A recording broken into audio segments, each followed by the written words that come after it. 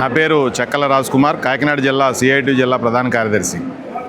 ఈరోజు నంద్యాలలో ఏప్రిల్ 17, 18, 19 3 రోజుల పాటు సిఐటియు 17వ రాష్ట్ర మహాసభలు జరుగుతూ ఉన్నాయి. కార్మిక వర్గం ఎదుర్కొంటున్నటువంటి అనేక సమస్యల మీద ఈ మహాసభలలో చర్చించడం జరుగుతుంది.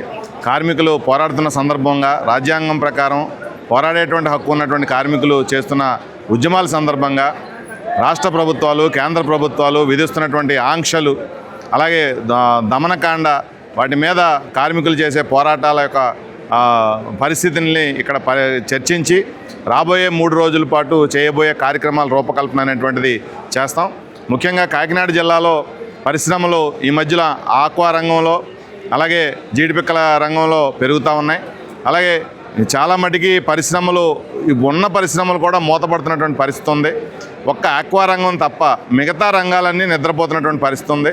మొన్నే చంద్రబాబు నాయుడు గారు కాకినాడ వచ్చి మూతపడినటువంటి యూరియా ఫ్యాక్టరీని, NFCL అంటారు, ఆ NFCL ఫ్యాక్టరీలోనే అమ్మోనియా ఫ్యాక్టరీ పెట్టి అదేదో కొత్తగా ఓపెన్ అయినట్టుగా చెప్పుకుంటూ వస్తున్నాడు. అదే సందర్భంగా దాని పక్కనే ఉన్నటువంటి ప్యారీ షుగర్స్, 3000 మందికి ఉపాధి కల్పించేటువంటి ప్యారీ షుగర్స్ సజ్జ పరిశ్రమ మూతపడి 3000 మంది కార్మికులు రోడ్డును పట్టినటువంటి పరిస్థితి.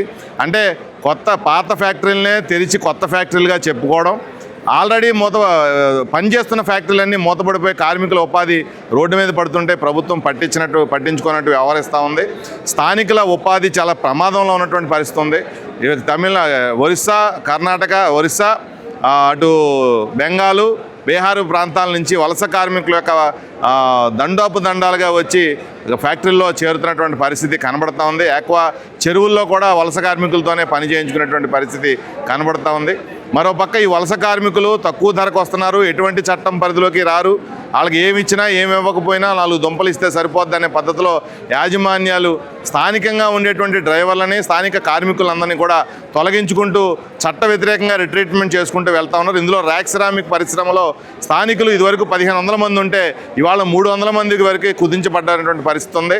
వీళ్ళందరూ ఎన్నికల్లో చెప్తారు స్థానికులకి మేము అధికారంలోకి వస్తే ఉపాధి కల్పిస్తామని చెప్పి, కానీ స్థానికులను తొలగిస్తుండి పోరాడుతున్న కార్మికులు కనీసం మద్దతు కూడా తెలియజేయనటువంటి పరిస్థితి కనబడుతూ ఉంది. ర్యాక్ సిరామిక్, పట్టాభి ఆగ్రో, అలాగే మూసివేసినటువంటి ప్యారీ షుగర్స్ తక్షణం తెరిపించి కార్మికులకు ఉపాధి కల్పించాలని చెప్పి మేము డిమాండ్ చేస్తూ ఉన్నాం. అసంఘటిత రంగ కార్మికులు కాకినాడ జిల్లాలో 2 లక్షల పైబడి కార్మికులు పనిచేస్తూ ఉన్నారు. వాళ్ళందరికీ సామాజిక భద్రత కల్పించాల్సిన అవసరం ఉంది.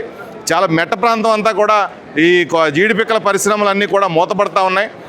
సౌత్ ఆఫ్రికా నుంచి రావాల్సినటువంటి పిక్క ఎక్స్పోర్ట్ బ్యాన్ వల్ల ఇక్కడ ఉన్నటువంటి పరిశ్రమలన్నీ మూతపడేటువంటి పరిస్థితి కనబడుతూ ఉంది. కాబట్టి అసంఘటిత రంగం, సంఘటిత రంగంలో పరిశ్రమలు మూతపడుతూ ఉన్నాయి. వాళ్ళందరికీ ఉపాధి పోయేటువంటి పరిస్థితి కనబడుతుంది. కాబట్టి రాష్ట్ర ప్రభుత్వం వీటన్నిటిని మూసివేసిన పరిశ్రమలన్నింటినీ తెరిపించాలి. స్థానికులకు ఉపాధి 75% గ్యారంటీ ఇవ్వాలి. ఏ పరిశ్రమలో అయినా కానీ ఖచ్చితంగా స్థానికులకి 75% ఉపాధి కల్పించాలని చెప్పి సిఐటిగా డిమాండ్ చేస్తూ ఉన్నాం. రాబోయే రోజుల్లో ఈ స్థానిక సమస్యల మీద పెద్ద ఎత్తున పోరాటాలు నిర్వహించడానికి ఈ 17వ సిఐటి నంద్యాల మహాసభలు వేదిక కానున్నాయని చెప్పి తెలియజేస్తా ఉన్నాం.